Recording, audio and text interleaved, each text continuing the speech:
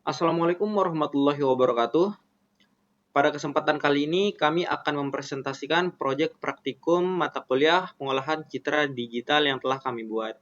Yani judulnya adalah klasifikasi citra tulang belakang normal dan skoliosis. Oke, next. Nah, sebelum kita membahas lebih detail mengenai proyek praktikum yang telah kami buat, pertama-tama kita akan perkenalan dulu. Dari saya yang pertama sebagai moderator adalah M. Wahyu Hilal Abror dengan NIM F1D023100123. Kemudian yang selanjutnya, Saya Muhammad Abiy Ramadan dengan NIM F1D023100076. Saya Daning Adi Wijaya dengan NIM F1D023100044. Saya Pudal Zikri dengan NIM F1D02310088. oke, di sini saya akan menjelaskan bagaimana sih latar belakang dari program yang telah kami buat ini. Nah, skoliosis adalah sebuah kondisi kelainan bentuk tulang belakang yang melengkung, bisa ke kiri dan ke kanan. Intinya dia itu ke samping dan dapat mempengaruhi postur serta kesehatan seseorang secara keseluruhan. Nah, deteksi dini dari skoliosis ini sangatlah penting, di mana itu fungsinya itu untuk mencegah dampak jangka panjangnya. Namun, yang jadi masalahnya itu sekarang adalah proses diagnosanya ini seringkali membutuhkan waktu dan ketelitian tinggi dari tenaga medis. Nah, dengan kemajuan teknologi, terutama di bidang pengolahan citra digital, dimungkinkan untuk membantu proses deteksi skoliosis ini secara otomatis dari citra X-ray atau radiografi. Nah, proyek ini bertujuan untuk mengembangkan sistem yang mampu membedakan antara tulang belakang yang masih normal dan yang mengalami skoliosis melalui tahapan pre-processing dan analisis citra secara digital. Nah, untuk lebih lanjutnya, saya akan menjelaskan bagaimana sih deskripsi dari program yang telah kami buat ini. Nah, program ini merupakan sebuah sistem berbasis pengolahan citra digital yang dapat membedakan citra tulang belakang normal dan citra tulang belakang yang skoliosis. Nah, sistem ini bekerja melalui serangkaian tahapan pre-processing untuk menyiapkan citra sebelum dianalisis lebih lanjut. Nah, setelah dia di pre-processing, nanti ciri-ciri dari skoliosisnya itu bakal dikenali lebih jelas atau dia itu bakal terlihat lebih jelas sehingga dapat memudahkan untuk proses klasifikasinya. Nah, dalam program ini kita menggunakan beberapa library. Totalnya di sini ada 8. Yang pertama itu adalah OS, yang dimana OS ini fungsinya itu untuk berinteraksi dengan sistem operasinya. Kemudian yang kedua itu adalah Matplotlib, yang dimana Matplotlib ini fungsinya itu untuk visualisasi data dalam bentuk grafik. Nah, kemudian yang ketiga itu adalah NumPy. NumPy ini fungsinya itu buat perhitungan matematis. Kemudian yang selanjutnya itu adalah Pandas, yang dimana dia itu fungsinya untuk manipulasi dan analisis data berbasis tabel, kayak Excel gitu contohnya. Nah, kemudian yang selanjutnya itu adalah di sini ada Scikit-learn, yang dimana dia itu fungsinya itu buat library pembelajaran mesin, buat kayak mesin learning lah gitu. Nanti dia itu ada kayak ada klasifikasi, regresi, atau clustering lah gitu. Nah, terus di sini ada Skitchit buat Skitchit image gitu.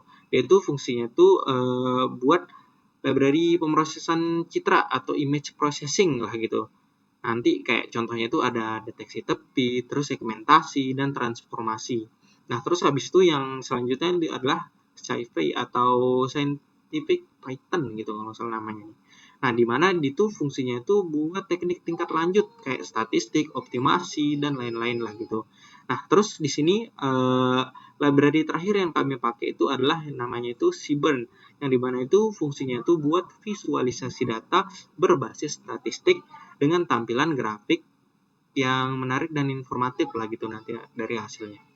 Oke, itu aja buat deskripsi programnya. Selanjutnya untuk penjelasan dataset ini akan dijelaskan oleh Abiyu. Kepadanya dipersilahkan. Untuk datasetnya kami menggunakan 2 label dan masing-masing label memiliki 71 buah citra yang berupa tulang belakang hasil scan X-ray.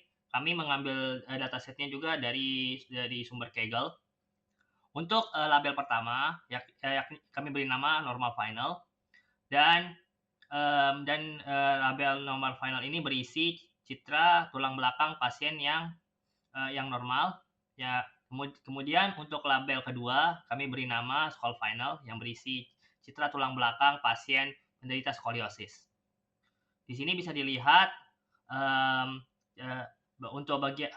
untuk label skull final ini tuh ada berbagai macam. Ada yang skoliosisnya bengkok ke kiri, ada yang skoliosisnya bengkok ke kanan, ada yang juga yang lebih atas bengkokannya, ada yang juga yang lebih bawah bengkokannya.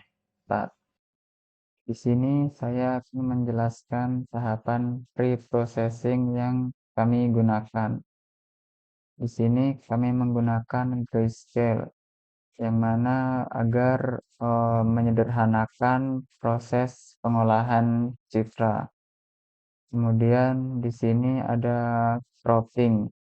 Kami menggunakan cropping untuk memotong citra agar membuang bagian-bagian yang tidak diperlukan, agar lebih fokus pada bagian penting yang akan diproses nantinya. Kemudian di sini kami menggunakan resize. Resize ini kami gunakan untuk mengubah ukuran citranya agar semua citra pada dataset itu punya ukuran yang seragam. Kemudian di sini ekualisasi histogram. Di sini kami menggunakan ekualisasi histogram untuk agar distribusi intensitas pikselnya itu lebih merata di setiap citranya. Yang mana itu juga akan memperbaiki kualitas citranya. Kemudian di sini kami menggunakan median filter juga. Median filter ini kami gunakan untuk menghilangkan noise yang ada pada citra. Kemudian ada thresholding, yang mana thresholding ini kami gunakan untuk memisahkan objek yang ada di citranya itu dari latar belakangnya. Kemudian di sini ada morfologi. Nah, untuk morfologi ini kami menggunakan opening dan juga dilasi.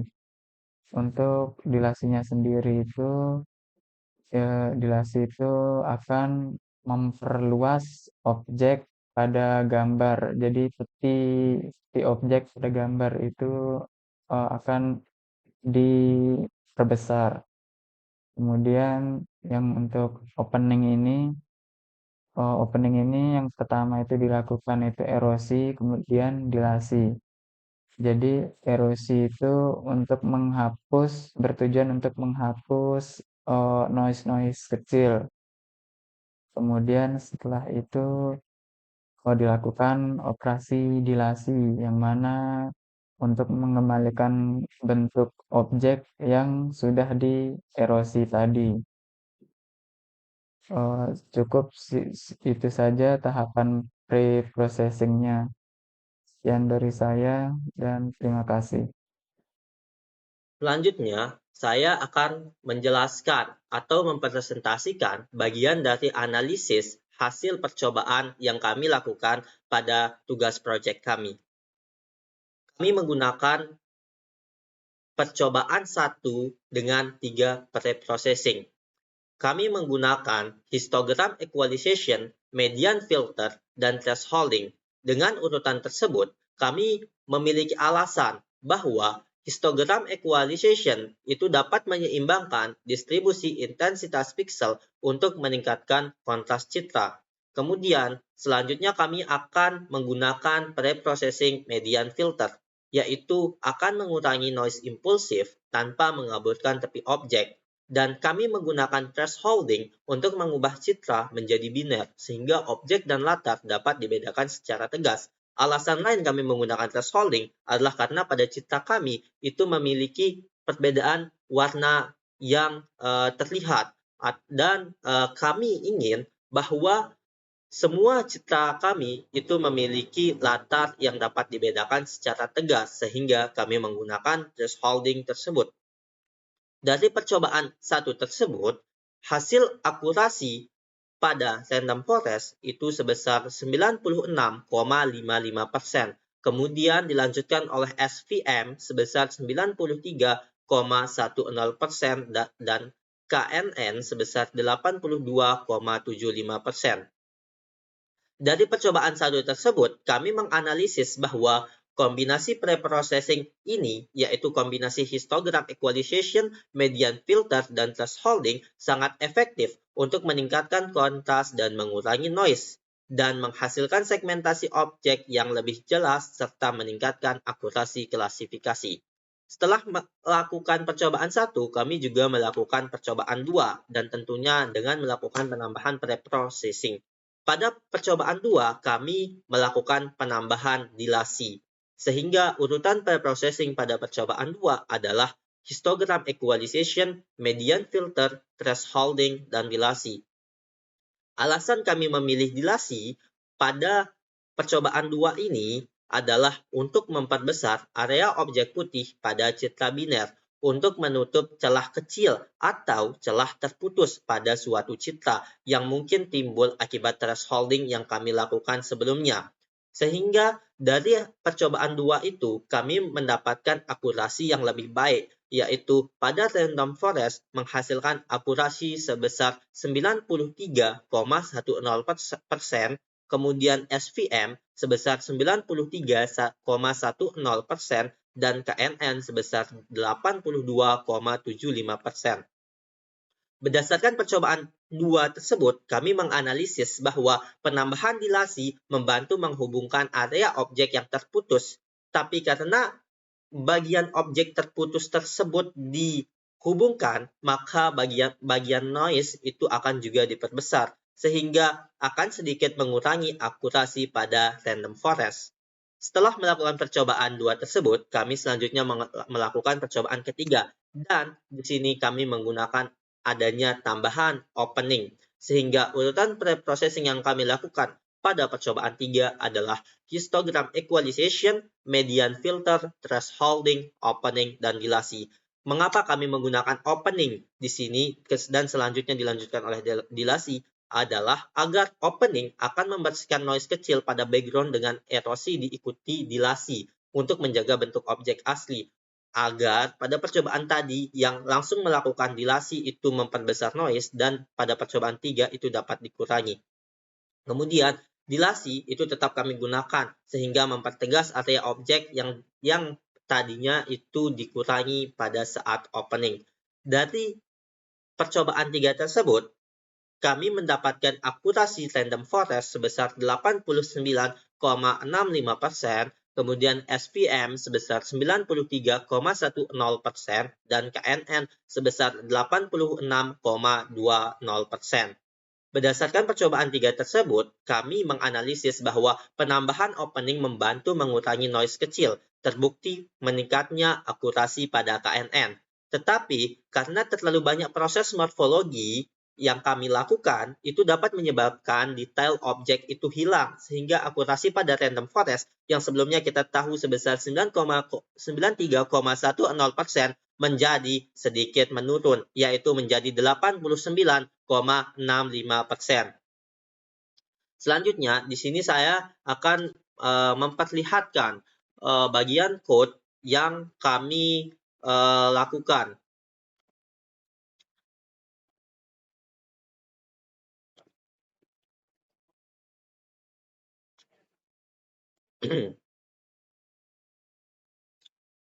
Di sini terlihat bahwa pada percobaan kami melakukan beberapa percobaan lain selain percobaan 1, 2, dan 3 tersebut. Pada percobaan 1 kami yang tadi sudah saya jelaskan, yaitu kami menggunakan beberapa preprocessing yang hasilnya tampak seperti pada hasil codingan berikut, yaitu pada Train Random Forest Classifier itu menampilkan 96%, kemudian untuk SVM itu sebesar 93,10%, dan KNN sebesar 82,75%. Kemudian selain itu, pada proyek kali ini alasan kami tidak menggunakan augmentasi karena dengan menggunakan augmentasi yang kami kira itu menjadi lebih baik, dan ternyata setelah melakukan percobaan untuk augmentasi menjadi 100 citra untuk setiap data, itu menjadi mengurangi akurasi yang kami inginkan. Dapat dilihat bahwa kami menggunakan augmentasi menjadi 100 data dan hasilnya adalah pada random forest itu menghasilkan akurasi sebesar 85%. Sangat jauh berbeda dari hasil tanpa augmentasi. Kemudian, selain menggunakan SPM, kemudian kita testing itu menghasilkan 80% dan KNN menghasilkan 80% juga, sehingga kami memilih untuk tidak menggunakan augmentasi. Selanjutnya, untuk menunjukkan bahwa hasil kami pada slide PPT tersebut sudah sesuai, di sini terlihat bahwa pada percobaan 2 kami, itu terlihat bahwa pada random forest sudah menghasilkan hasil 93,10%, kemudian SPM sebesar 93,10%, dan yang terakhir KNN menghasilkan 82,75%. Kemudian pada percobaan ketiga itu menghasilkan akurasi random forest sebesar 89,65%, kemudian SPM sebesar 93,10%, dan KNN sebesar 86,20%. Kemudian saya akan melanjutkan ke kesimpulan.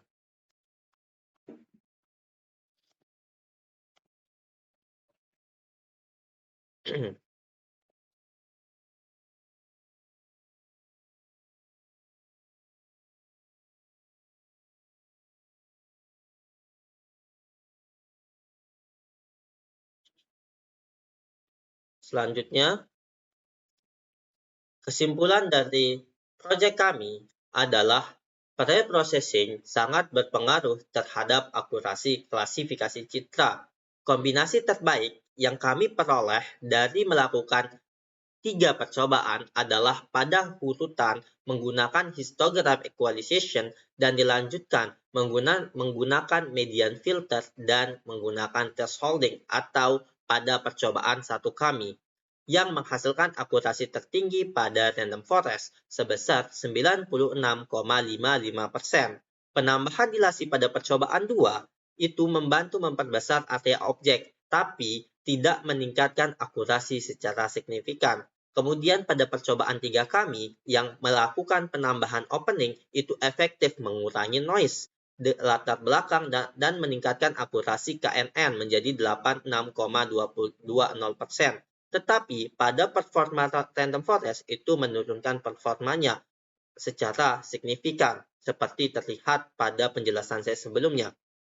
Sehingga secara keseluruhan, random forest menunjukkan performa paling stabil terhadap variasi pre-processing dibandingkan SPM dan KNN. Oke, sekian presentasi dari kelompok kami. Kurang lebihnya mohon maaf. Wassalamualaikum warahmatullahi wabarakatuh.